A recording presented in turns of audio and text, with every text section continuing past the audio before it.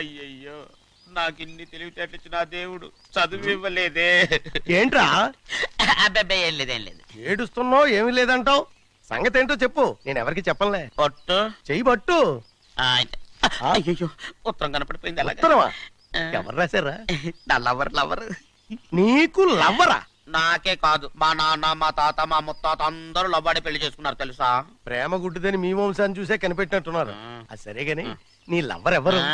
నీకు చెప్పడానికి నేను తెలివి తక్కువన్నా? నువ్వు చాలా తెలివైనడు అని నాకు తెలుసు. మరి నీ లవర్ నీకు లవ్ లెటర్ రాసిందంటే అది చదువుకొని ఉండాలి కదా. మరి గుమ్మస్తా కూతురు చదువుకోకుండా ఏంటి? ఏటి గుమస్తా ఉంది కూతురా? అయ్యో, నోరు సరిపోయింది. అది నీకు మామూలే గాని ఏదో లెటర్ చదివి చెప్తాను. చదివి చెప్తావా? చదువు. ఇదిగో, ఇక్కడ చదివితే అందరు వింటారు. ఇదిగో ఇదిగో, ఇది నా ప్రేమోత్తరం. ఎవరికి వినపడకుండా చదువు. అమ్మాయి కంటే అక్షరాలే అందంగా ఉన్నాయిరా. అమ్మాయి కూడా అందంగా ఉంటది కదా. మరి బసవయ్య, నా ప్రేమ నీదయ్యా. ఇదేంట్రా చెవులు మూసు? నేనేమన్నా తెలివి తక్కువ అనుకున్నావేంటి? నువ్వు ఉత్తరం చదువుతుంటే నీ చెవులకు వినపడుతుంది కదా, అందుకని మూసేసా. నేను చదివే లెటర్ నాకు వినపడుతుందని నా చెవులు మూసేసావా? అబ్బాబాబాబాబాబాబా, సూపర్ రా. నీ అంత తెలివేలోడు ఈ భూమి మీద పుట్టలేదురా, ఇక మీద పుట్టబోడురా. ఇది చదివే లెటర్ కాదురు, నవిలే లెటర్. నా ఉత్తరం, నా ఉత్తరం. ఏ చిన్నయ్య, నేను ఈరోజు చాలా సంతోషంగా ఉన్నాను. చూస్తూనే తెలుస్తుందిలే. ఏ చిన్నయ్య, మన ఇద్దరం కాసేపు ఆ మండపంలోకి వచ్చిందావా? అయ్యో, నేను నీతో మాట్లాడడానికి, నేను చూడడానికి అసలు ఇంట్లో వీలు పట్టలేదు. నేను నీతో చాలా చాలా మాట్లాడాలి. రేపు మాట్లాడుకోవచ్చులే. పైగా అయ్యగారు కూడా ఇంట్లో లేరు, వస్తే మన కోసం ఎత్తుకుంటారు. హలో, యజమానురాలాగా చెప్తున్నాను, బోధపడిందా? బోధపడిందమ్మా. రండి. చెన్నమ్మ గారు కొండ మీద గుడికెళ్ళి వస్తామని చెప్పారు. పైగా మన చెన్నయ్య కూడా తోడెళ్ళాడు. ఇంకా భయపడతారు ఎందుకు? సాయంత్రం నుంచి వర్షం ఆకుండా కురుస్తాను. మధ్యలో కార్ రిపేర్ ఏదైనా అయింటే ఎందుకైనా మంచిది, ఒకసారి వెళ్ళి చూసేద్దాం. రైట్, నువ్వు వెళ్ళి బండి తీ. అలాగనే.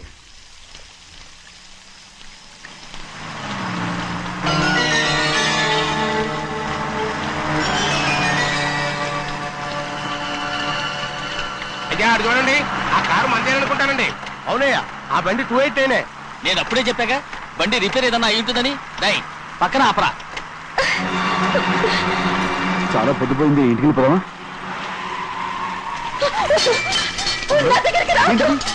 నువ్వు కావాలని కారు రిపేర్ అని అబద్ధం చెప్పావు. లెక్క పెడుతున్నావా? నేనా? అమ్మడు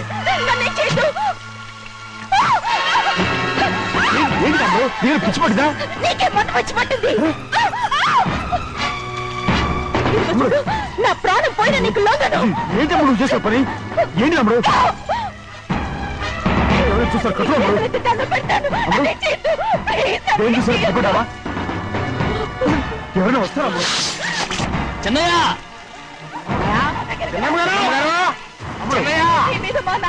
నమ్మకం పెట్టుకున్నాను కదా. రాముడు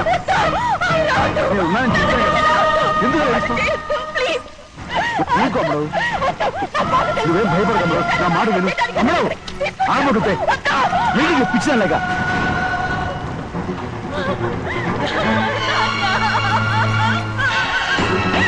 ఏంటమ్మా ఇది? చెప్పమ్మా, చెప్పు. కారు పేరు చెప్పి నన్ను మండపంలోకి తీసుకొచ్చాడు. వర్షం పడుతుంది, కారు రిపేర్ చేయలేమని ఇక్కడే ఉందామని నన్ను అదోలా చూశాడు. నాకు చాలా భయం వేసింది. ఏం పర్వాలేదు, నడిచేదే వెళ్ళిపోదాం నేనంటే, నువ్వు విదేశాలు చదువుకుని వచ్చావు, ఆ మాత్రం అర్థం చేసుకోలేవా? ఈ ఒక్క రోజుకి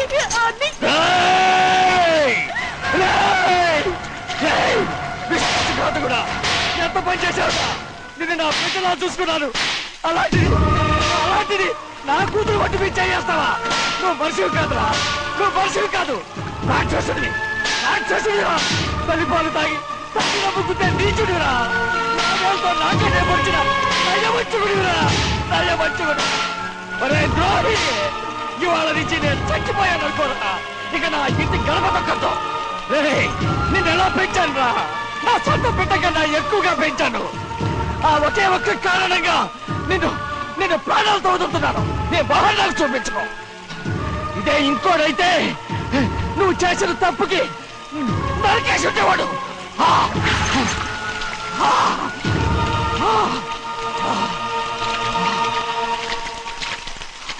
పదమ్మా, రండా, ఇవాళతో వాడికి మనకి రుణం తిరిగిపోయి. అబ్బాయి వద్దు చిన్నబ్బాయి, వెళ్ళొద్దు. నా మాట విను, 2 కుటుంబాలు కలవబోతున్నాయి. వద్దు చిన్నబ్బాయి.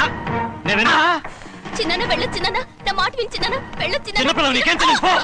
చిన్న వెళ్ళ చిన్న వెళ్ళ చిన్న ఆగో, ఎక్కడికి వెళ్తున్నావు? ఒక నౌకరేదవా నా అక్క కూతురు ఒంటి మీద చెయ్యేశాడని తెలుసు కూడా నన్ను నోరు మూసుకుని కూర్చోమంటావా? అటు తప్పుకున్నాయా? వాడి కాలో చెయ్యం నరకందే నేను నిద్రపోను. నరికేస్తే నీ పక్క చల్లారిపోతుందా?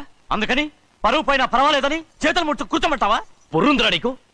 వాడిని చంపేసి జైలుకి వెళ్ళి కూర్చుంటావా? పర్వాలేదు, జరిగింది విని గాజులు తొడుక్కుని కూర్చోవడం కంటే అదే మేలు. ఊళ్ళో నలుగురు చేత మొహం మీద ఉమ్మయించుకోవడం కంటే జైలుకి వెళ్ళడమే మేలు. తప్పుకో.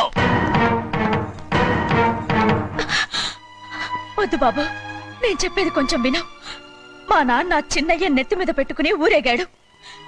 ఇప్పుడు ఆయననే నిజం తెలుసుకుని బయటకు గెంటేశాడు. ఆ శిక్ష వాడికి చాలు. కానీ మీ చెల్లెలు పరువు పోయిందే, దానికి కారణమైన వాడిని నేను ఊరికే వదిలేయాలా? నువ్వు వాడిని నరికేస్తే జరిగింది మాసిపోతుందా? పోదు, కానీ కోపం కొంచెమైనా తగ్గుతుంది కదా. 2 రోజులు ప్రశాంతంగా ఉంటే అన్ని కోపాలు పోతాయి. అవును, నువ్వు కూడా 15 సంవత్సరాలుగా ప్రశాంతంగానే ఉన్నావు. కానీ మీ నాన్నకి నీ మీద కోపం పోనేలేదే. అలాగే నేను కూడా. తప్పుకోవద్దు.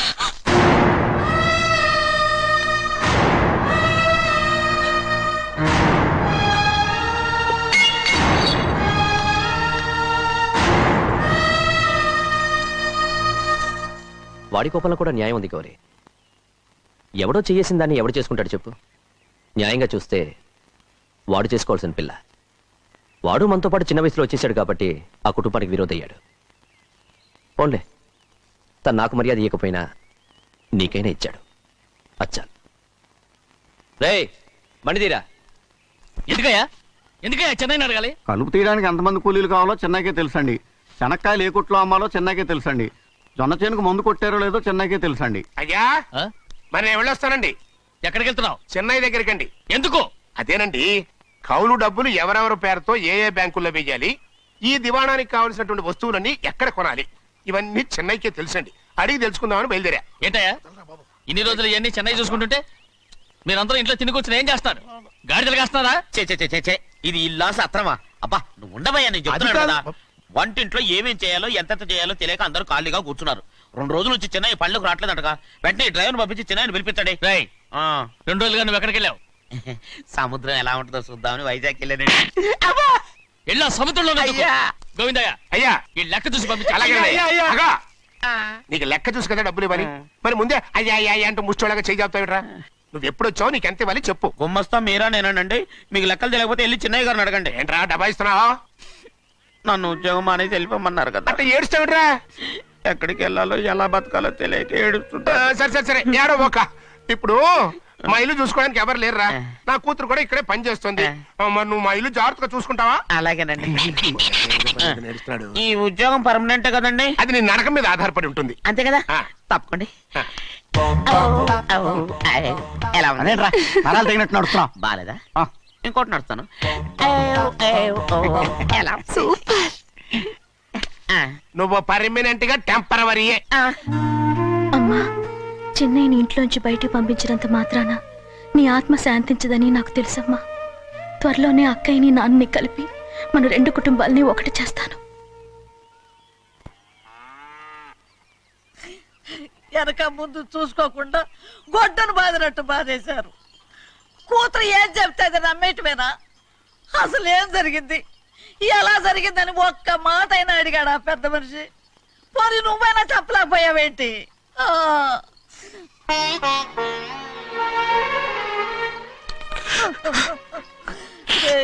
చిన్నయ్య ఏడుస్తున్నావయ్యా? పెద్దయ్య కొట్టాడని బాధపడుతున్నావా? అబ్బే పెద్ద కొట్టిన దెబ్బలు కాదని నేను బాధపడుతుంటా. ఈ నెలల్లో ఒక్కరోజు కూడా నేను ఆయన విడిచిపెట్టి ఉండలేదు. అలాంటిది 2 రోజులు అయిపోయింది ఆయన చూసి. అదే బాధగా ఉంది. బాధ ఇదే. చిన్నయ్య చూడు, ఎవ్వరికి కనపడకుండా పెద్దయ్య గారిని చూసిరారా, అప్పుడు నీ మనసు స్థిమిత పడుతుంది. లేదే, ఆయన తప్ప ఆయన తెలుసుకుని నాకు కబురు చేసేంత వరకు నేను ఆయన మొహం చూడను. ఆ దొంగ ముఖంది నీ మీద మనసు పడ్డట్టు నాటకం ఆడింది అనుకో, అది నీ యజమాని కూతురు అని తెలుసు కదా, నువ్వెందుకు మనసు పడ్డా? సిగ్గిడిసి తన అందరి ముందు పంపు సెట్ దగ్గర స్నానం చేస్తూ నా మీద పడ్డప్పుడు కూడా నేను మనసు పడలేదే. కానీ ఒకరోజు అయ్యో ఏంటి తమ్ముడు మధ్యగానే పోయిందేంటి? పుస్తకాలన్నీ తగలబెడతావు, పైగా చదువుకో డిగ్రీ కాగితాలు కూడా మంటలు పడేస్తావేంటి? ఏమైంది నీకు? ఇదిగో మర్యాదగా మంటలవి. అవి నేను చదివి సంపాదించుకున్న డిగ్రీలు. వాటిని మంటల్లో వేస్తాను, చిప్పేస్తాను, నా ఇష్టం. అది అడిగే హక్కు నీకు లేదు. అవి మంటల్లో వేయకపోతే ప్రాణానికి ప్రాణంగా చూసుకుంటున్నావే మా నాన్న, ఆయన మీద ఒట్టు ఇలా ఇలా పడి చేస్తాను. వెయ్యి.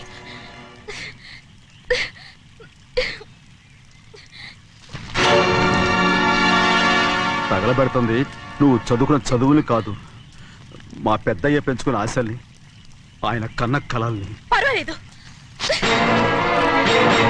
నా ఆశ నెరవేరినప్పుడు ఎవరి ఆశ తీరినా తీరకపోయినా నాకు అనవసరం. నేను డబ్బున్న దానిగా నువ్వు నన్ను ప్రేమించడానికి వెనకాడుతున్నావు. చూడు, మా నాన్న నా పేరు మీద రాసిన ఆస్తుల తాలూకు దస్తావేజులు మొత్తం తెచ్చాను. ఇవి కూడా తగలబెడతాను. నేను ముందే చెప్పాను, అడ్డొచ్చావో దూకేస్తాను.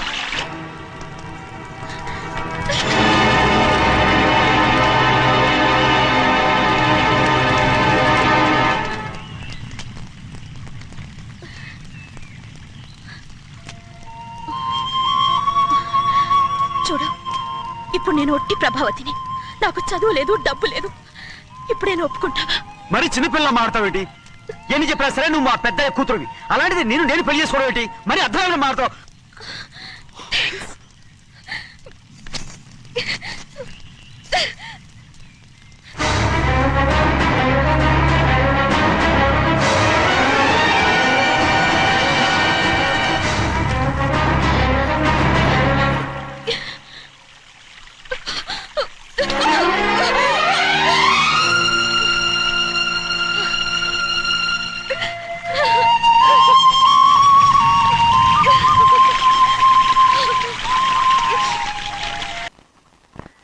ఆ రోజు తగలబెట్టిన కాగితాలన్నీ నకిలీవైనా ఉండొచ్చు.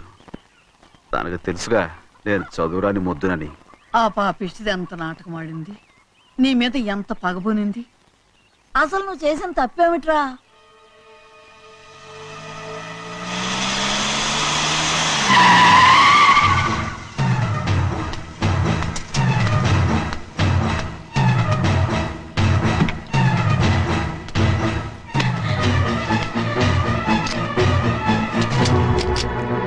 నేనా నీ వెంటబడి తిరిగాను?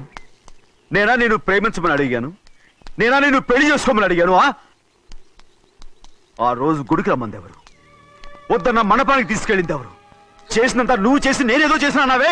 నేను నిజంగా పాప పోనీలే ఆడదాని వారు ఊరుకుంటున్నాను అనుకున్నావేమో. పొరపాటు.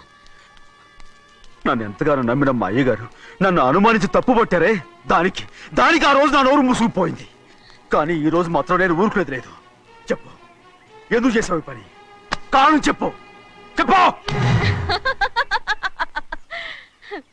ఒకే ఒక్క కారణం, నిన్ను మా ఇంట్లోంచి వెళ్ళగొట్టాలి. ఎంతో ఇష్టంగా చూసుకునే మా నాన్న నిన్ను అసహించుకోవాలి. మా అక్క కుటుంబం 15 సంవత్సరాల నుంచి మా నాన్నకు దూరంగా ఉండటానికి కారణం నువ్వు. అంతేకాదు, మా అమ్మ మాకు లేకుండా పోవడానికి కారణం కూడా నువ్వే.